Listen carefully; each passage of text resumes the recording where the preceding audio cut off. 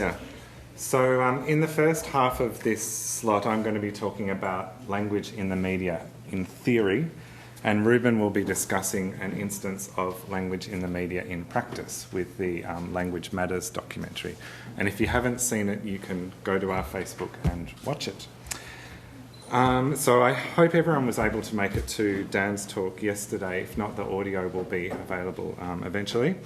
I'll be talking less about the media ecology and the importance of engaging with the media, and more about techniques of storytelling. So if you've been inspired by Dan's call to arms to write for the conversation or go on the radio, that's great. And this presentation will take that to the next stage of what you then do, I hope. So in general terms, I firstly wanted to talk to you today about how language is discussed in the media and how the same kinds of narratives about language recur under various guises. And all of this is a little bit tongue-in-cheek, but I'm taking an age-old approach from folkloristics of identifying what are called tale types and motifs. And these are essentially the recognisable and consistently repeated story elements in folklore. It's a kind of NSM type theory, but for narrative. And for my part, I think the identification of motifs is a very subjective exercise. It's not like isolating phonemes or establishing word or order rules. Two people will read the same text differently and decide what's salient differently. But I'm not going to enter into a full-blown methodological critique of it. It is, at the very least, a good system for navigating the large archives of documented folklore. So just briefly, to give you a quick overview of what it is. In 1910, a Finnish scholar by the name of Antti Ahn published a tale type index called this, and this was later complemented in 1936 by Stith Thompson's gigantic index of motifs called Motif Index of Folk Literature. This is in fact I think the expanded version from the 1950s, and it's been expanded and updated ever since. The most recent example is Hans Jörglitter's Types of the International Folktale from 2004. Okay, and there are also online versions of this. So you can see here, sort of it's a bit hard to read, but you've got categories here: mythological motifs, animal motifs, and so on. And these are all got letter codes, and then next to them you can drill down to the more specific motifs. And I'll give you some examples of these, so they can be quite broad. Marvellous cures is one. Can everyone see that screen? Can you show me how to do that again? I've forgotten. Okay, well in the meantime that says marvellous cures, so it's quite broad. Thank you. Thanks. And then very specific. Famous poet does not speak until he is 14 or 4 or 7 years old. Okay.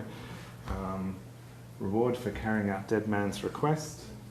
And wealth and poverty. So again, very, very general. And so, and in any given story will have a bunch of these all together. So you might have just documented a tale involving, say, an evil stepmother, and you go to the index and you look up evil stepmother, and it points you to sources for stories with evil stepmothers, and you might find that it's not just a European thing, it's all over China, for example. And there are language motifs too. So this is a very specific one: 2 jars full of live black wasps sold as interpreters of foreign language. That's a story from India, Steve. I don't know if you're familiar with this one. Formerly, animals and man spoke the same language, so that's quite widespread. Miraculous ability to learn to read and write foreign language in short time. Language of flowers. There are actually heaps and heaps of language motifs. I've just picked out a few that caught my attention. Okay, now there's a pop version of this, which you might be familiar with, called TV Tropes. Anyone heard of it? Yeah. Okay, so, and this is also huge, and I'm picking out just a few. Boarding School of Horrors. So TV Tropes, this is doing the same thing, but for TV and movies, and all over the world. Jumping out of a cake, photo booth montage, the bride with a past, I love you because I can't control you, Jules decide everything, easily thwarted alien invasion, government conspiracy. So you click on any one of these, and I recommend you do, it's a lot of fun, you click on them and it'll tell you everything that has, say, jumping out of a cake in it. Okay. All right. So just for a bit of fun, I thought I would treat the news and opinion media in the same way and try to isolate the consistently repeated story elements around discussions of language, coming up with my own ad hoc motif index. And there are folklorists who've done similar things before with the media. So Linda Day, for example, has kind of treated American media as folklore. Okay.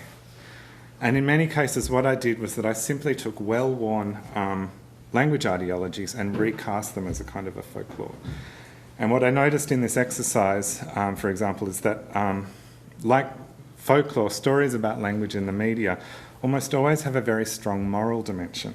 It's a kind of evil stepmother sort of world that we're entering into. So here's my very rough motif index for language in the media, which was mostly thought up on a drive home from Sydney, so it's by no means complete or rigorous, but I want you to think of these as simply story motifs and not as claims about reality or as ideologies. Okay, so origins of language. There's not a lot of media about origins of language. This is where you'd put things like stories about Neanderthal language or origins of speech or whatever. But I put it up there because motif indexes always start with origin stories, so I just had to put it there. Language and transference, so this is a big area. Language has the power to produce non-linguistic effects in the world, so everything of that kind of strong morpheme variety. Language has an innate power to compel individual behaviour. Non-standard usage is a cause or symptom of social crisis. Non-prestige usage is a cause or symptom of social crisis. Language shift is a cause or symptom of social crisis. Language diversity and or multilingualism creates barriers that disrupt social harmony. Multilingualism exacerbates ethnically motivated violence. Multilingual input obstructs linguistic cognitive development. And then the kind of the opposites. Language diversity and multilingualism is an index of social vitality.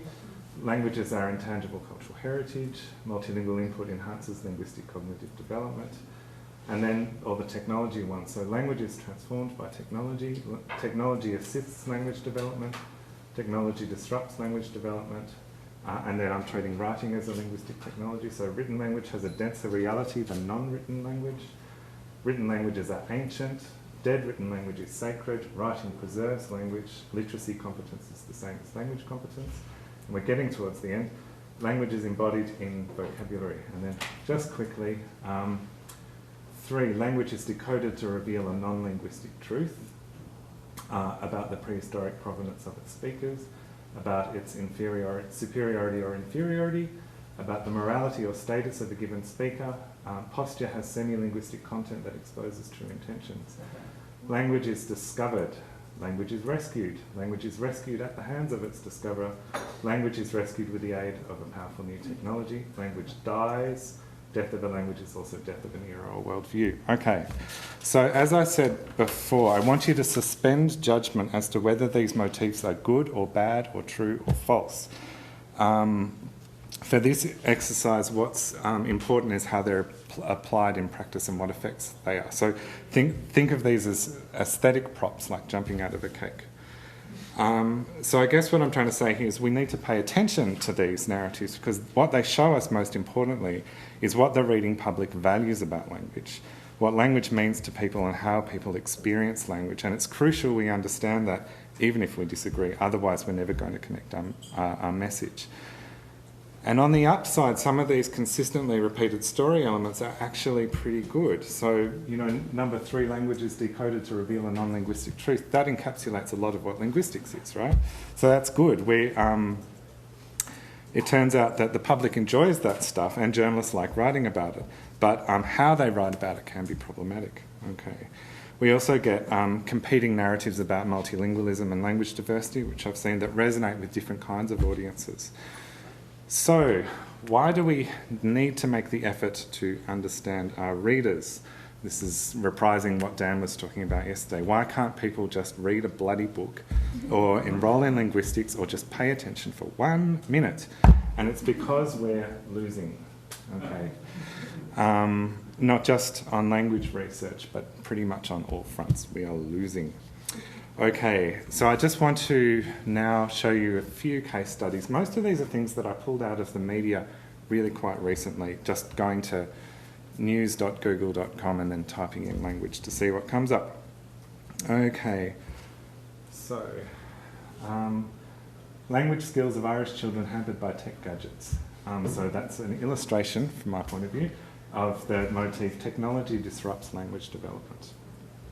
Okay, a lifeline for endangered languages. Language is rescued with the aid of the powerful new technology. Panic at the dictionary. To be fair to the New Yorker, they were reporting more on prescriptivist tendencies rather than emphasising them. But non-prestige usage is a cause or symptom of a general social crisis. Written language has a denser reality than non-written language, and language is embodied in vocabulary. Those are some of the motifs. Last native speaker of Klalam language dies in Washington State. Death of language is cause or symptom of death of an era or worldview. Okay. Vocal fry. Has anyone heard that term? It just means creakiness. Yeah, I'd never come across it before. Is it a pop term or is it a technical term? A pop term. No. Okay. Oh, is it? Okay. Anyway, made famous by Kim Kardashian, that's why I don't know about it, is making young women less hireable. So non-prestige usage is cause or symptom of social crisis. And it's... Oh, yeah. I'm not sure. Otherwise, I wasn't sure where to stick it in my motif index. So, but this... yeah, this is a classic. It's always young people who are doing this, and it's often women who are precipitating the social crisis. Okay, gift is not a verb. Non-standard usage is cause or symptom of social crisis. So on. Who was America's most well-spoken president? Language is decoded to reveal a hidden non-linguistic truth about the morality or status of a given speaker. Okay. And this one. I wasn't sure where to put this in my index either, but it always comes up. Okay, and then this one, learning a second language from late childhood still boosts brain power study. Multilingual input enhances linguistic cognitive development. So it's not all bad, okay? But I enjoyed this story. Alrighty, and fossil language Brahui, don't know how to pronounce that, gets recognition. So we've got written languages are ancient. Language is decoded to hidden non-linguistic truth about the prehistoric provenance of its speakers. So a mixture of things there. Okay, and just going back to this one, it's usually about, this kind of motif is usually about big languages like English. Nobody particularly cares about non-standard Guarani or Malagasy or anything like that. But I guess it does sort of shade into things that Felicity was talking about, around discussions of contact languages being corrupted and requiring correction. But right, okay, so what do we do with this information? There are silly narratives and sensible narratives floating around, and people seem to like both kinds.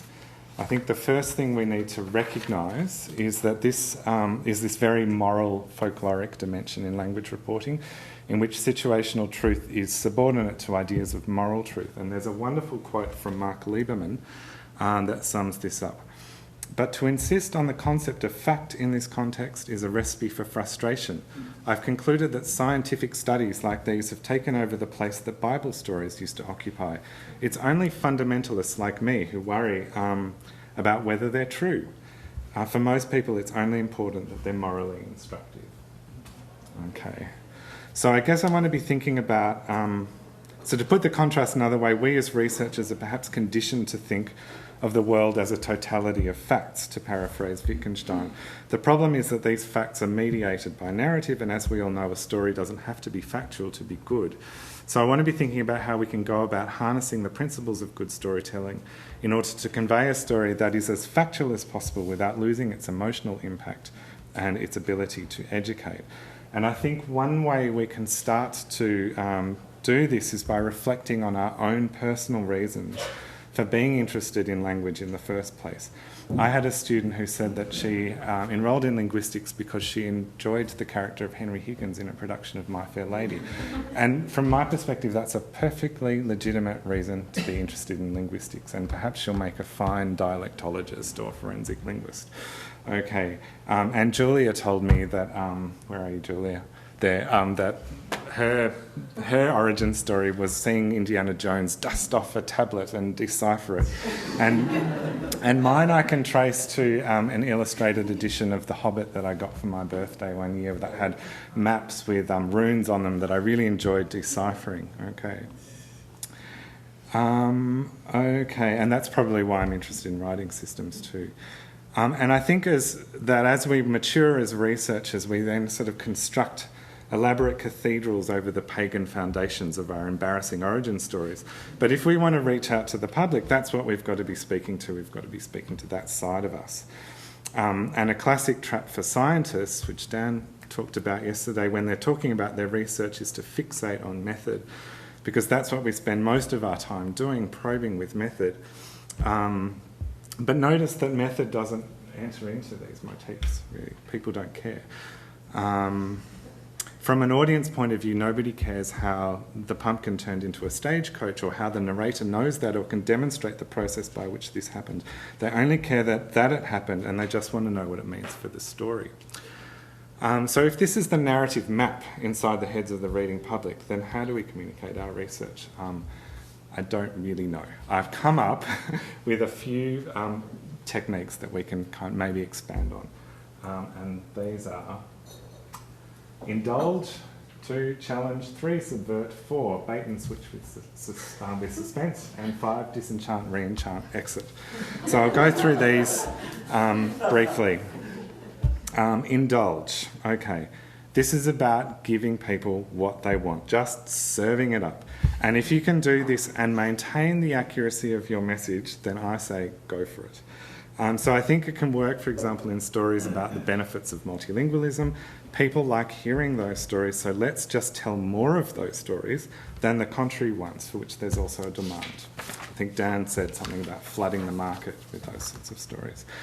And remember that methodology is not going to be interesting unless you make it interesting. So you mention the fact that you got your data from robots, or by attaching wires to the heads of children, or that you put microphones in backpacks and placebo backpacks, and that you analyse the data with a state-of-the-art supercomputer, and then readers might start showing an interest in those details that you want to talk about. Okay, so that's indulge.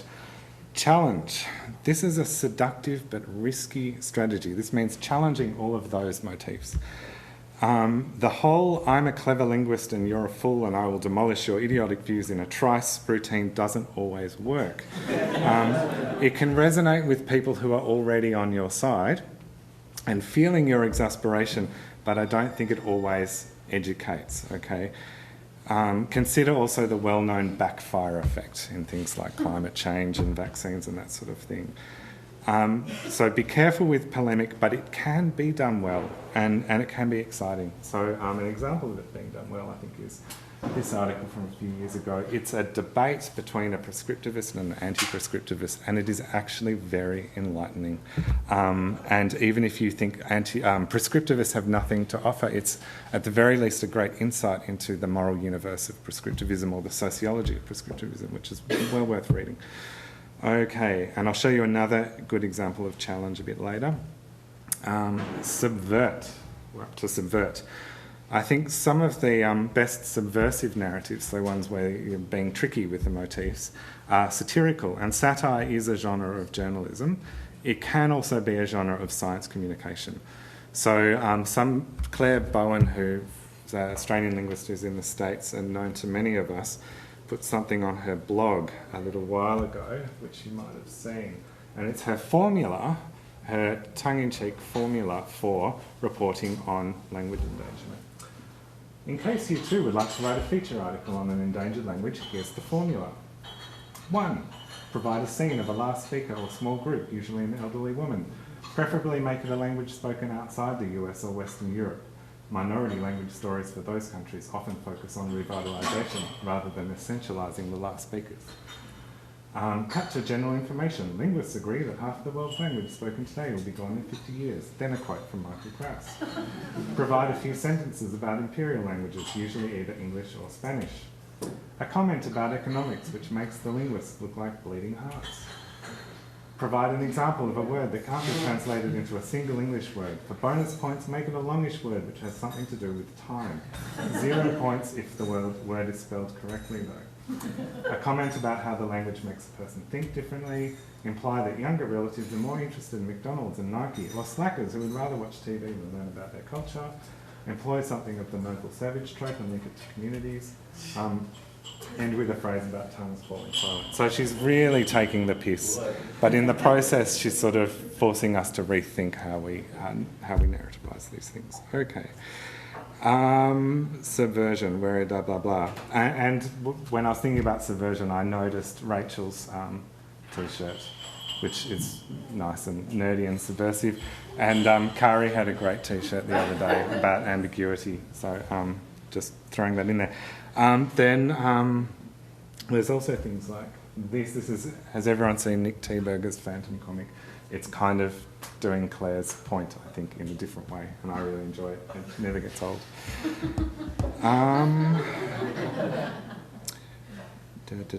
And what else was I going to just let him finish reading that? Okay, so this is from Laura Miller very recently. Indiana Jones would be considered a looter. Why we're obsessed with glamorising archaeologists. This is an example of doing challenge well, do you know? But there is an alternative version of this challenge. The subversive version of this is in The Onion. Oh, where is it?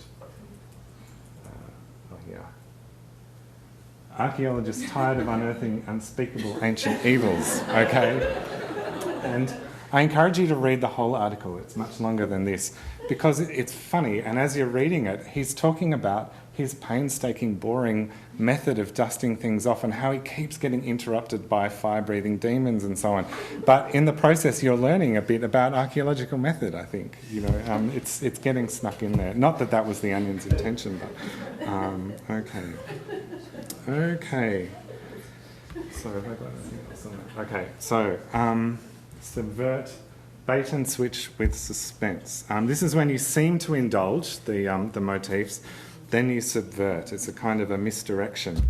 It's like the kind of crime novel, I know it was the butler, but hang on, it can't be the butler. Oh my God, it was the doctor kind of thing. And that's not very hard to do, I don't think. This technique shouldn't be very hard to do, as long as you have the empathy to indulge belief that it was the butler just for a moment. So perhaps I'm going out on a limb here, but I think it might be possible to harness people's prescriptivist follies, for example, in the service of good. For example, when it comes to stories of extreme language shift in the context of language endangerment, you could say, don't you hate it when your kids say like and whatever and don't speak the way you do? They're talking American English and losing their cultural heritage. Well, imagine if your kids lost their entire language and all the kids you knew lost their language. How would that feel for you? So that might be one way of doing bait and switch with suspense. Okay, so the final one, disenchant, reenchant, exit. This is a more straightforward or honest version of bait and switch. It follows sort of the same structure as a suspense narrative. And this is where you, I think the best example of this is, I don't know if you've seen this book. I actually really like this book, You Are What You Speak, Robert Lane Greene. His whole thing is, everything you think you know about language is probably wrong, but that's okay because the truth is a lot more interesting. And I think he does that so effectively. He's not a linguist, but he talks to linguists. He finds out what's going on. He's a very good journalist. And he's re-enchanting us with, re-enchanting the public with language. And I think this is something, re-enchanting is something that we should all be doing over all of these strategies. That should be something that's a part of it. And I think what this amounts to is replacing or expanding the motifs I've talked about with new motifs that we're putting out there. So we need to find ways of demonstrating that, yeah, we relate to Indiana Jones and The Hobbit and whatever, because that's where we came from. But what we actually do and what we actually discover is even more exciting than Indiana Jones. And that's all. Thanks.